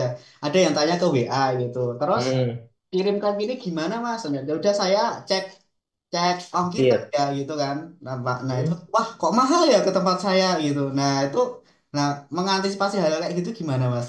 Maksudnya mungkin dari pengalaman Masnya gitu atau gimana? Hmm. Eh, Nah, biasanya anak-anak CS di Seika itu eh, bantu mencarikan ongkir yang paling murah di antara ekspedisinya. Biasanya hmm, yang paling murah itu pos tuh. Itu hmm, satu. hmm, Terus yang kedua, kalau misalkan dalam tahapan pembeli baru gitu ya, kalau hmm, saya cenderung gimana caranya closing. Nah, dengan penawaran khusus, misalkan begini, ongkos kirimnya 40.000, wah mahal ya, tapi saya pengen banget nih nyoba produknya gitu. Kan unik nih keripik gayam gitu, pengen tahu rasanya gimana. Nah, ya udah, yang penting kan ingat ya, yang penting orang nyicip dulu. Jadi kita kita pangkas, kita bantu hilangkan hambatan orang buat nyicip produk kita. Dengan apa? Oke ya, Kak, saya beri penawaran khusus nih. Ongkirnya 40.000, saya diskon 50%. Tapi harus beli khusus penawaran hari ini saja. Nah, gitu. Kalau hmm, saya sih cenderung memberikan tambahan penawaran kalau untuk pembeli baru gitu. hmm, Supaya apa kan sayang mereka udah minat, apalagi kalau misalkan mereka sudah kita datangkan melalui iklan, iklannya bayar, tapi pas mau beli terkendala ongkir, akhirnya nggak jadi beli. Nggak apa-apa kalau di awal kan ada tuh yang tadi saya di materinya produk penetrasi plus main offer penawaran. Nah, anggap aja itu kita sedang memberikan penawaran itu gitu. Salah satunya diskon ongkir. Yang penting check out dulu, yang penting nyicip dulu. Hmm. Nanti kan marginnya berkurang. Ya nggak apa-apa. Karena nanti kalau pas udah nyicip, ih enak nih, repeat order. Nah, margin banyaknya dari repeat order itu. Gitu, Mas. Oh, Mas Syam, sudah Makasih tidak Mas. makin overthinking ya, sudah Enggak. sudah Udah malam clear ya. soalnya. Oke. Oke, siap. Terima kasih, Mas Syam. Ya, ini untung banget ketemunya sama Kang Reza ya. Jadi Iya. halus gitu menjawabnya. Coba pertanyaan tadi dilempar langsung kepada Mas J ya. Mungkin langsung dihajar. Orang udah jelas ya masuk ke database kita kok malah dilempar lagi ke marketplace ya. Kan lucu, Mas Syam ya. Jadinya nanti bahaya masalahnya nanti dia akan membeli nggak jadi beli kan kita nggak bisa kontrol tadi itu loh Mas Iya, ya betul. nggak bisa kontrol apakah dia beneran jadi beli nggak Beneran ya check out atau enggak? dan check out nggak ya bisa jadi pas dia kasih oke lah mungkin Mas Syam ngasihnya langsung link produk Mas Syam tapi kan kalau ke marketplace ke bawah itu bisa dikasih rekomendasi lain jadinya mau beli kerpe gaya malah beli daster misal gitu kan jadi Ya, ya, ya, jadi ya. salah salah fokus gitu mungkin Mas ya. Oke, Nah, makasih. nanti mungkin kalau males ngukur ongkir, nah nanti kita bikinlah tuh website sendiri, toko online mandiri sendiri. Insya Allah ada di materi berikutnya. Jadi nanti biar lebih mudah gitu. Semangat Mas Syam. Terima kasih loh sudah hadir di malam hari ini cukup membuat refresh ya dari sosok Mas Syam ini. Oke, terima kasih Mas Syam. Terima kasih juga teman-teman. Sebenarnya ini kita sudah di jam 21.30 ya. Sesuai yang kita bilang tadi, sebenarnya jadwalnya di 19.30 sampai 21.30. Nah, mungkin ada sedikit tambahan dulu gitu ya teman-teman izin eh, mungkin 15 menit lagi ya. Kita tambahkan sedikit lagi. Kang Reza aman ya?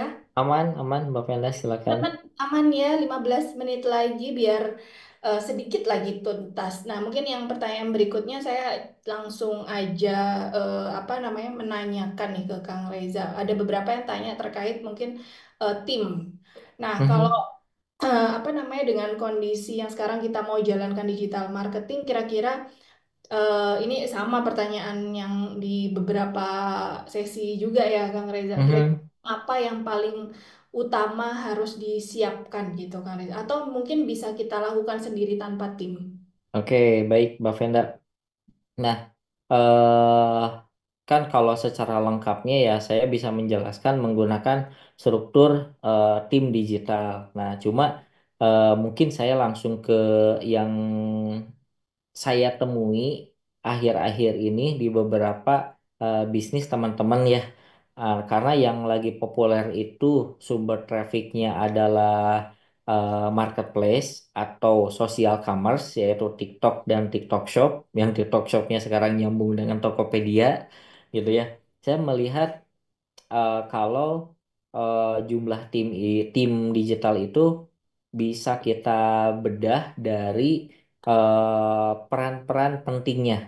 Nah, yang peran-peran pentingnya itu apa? Satu, konten kreator. Nah, bahkan konten kreator ini kalau misalkan ternyata bisa merangkap gitu ya, merangkap ini di awal karena kita berbicara di awal, asumsi di awal dengan budget yang terbatas. Eh, Enak banget kalau misalnya kita dapetin satu orang konten kreator dan itu nggak harus konten kreatornya itu nggak harus yang bisa editingnya melalui laptop atau melalui PC kayak apa ya Adobe menggunakan itu kan menggunakan VN, CapCut itu udah yang aplikasi editing lewat mobile itu udah cukup tuh. Jadi termasuk saya pun merekrut konten kreator nih freelance. Dia bisa jadi talent, bisa editing juga, dan bisa menyiapkan skrip kontennya. Yaitu dengan satu orang udah terpenuhi itu. Jadi ketika diberikan, dan bahkan kan free masih kuliah. Jadi saya targetkan begini. Karena dia cari pendapatan di sisi waktu luangnya kuliah, jadi dari seminggu lah, katakan dia kuliah kan nggak setiap hari kuliah ya.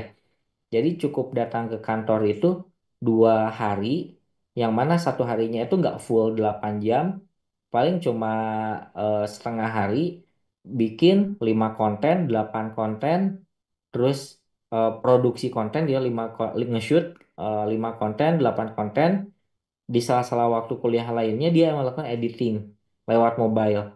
Nah, kalau misalnya targetnya membangun sosial media, mau itu TikTok, mau itu IG, dengan konten daily konten, konten yang tiap hari minimal ada satu konten, itu udah terpenuhi itu dengan satu orang konten kreator yang freelancer.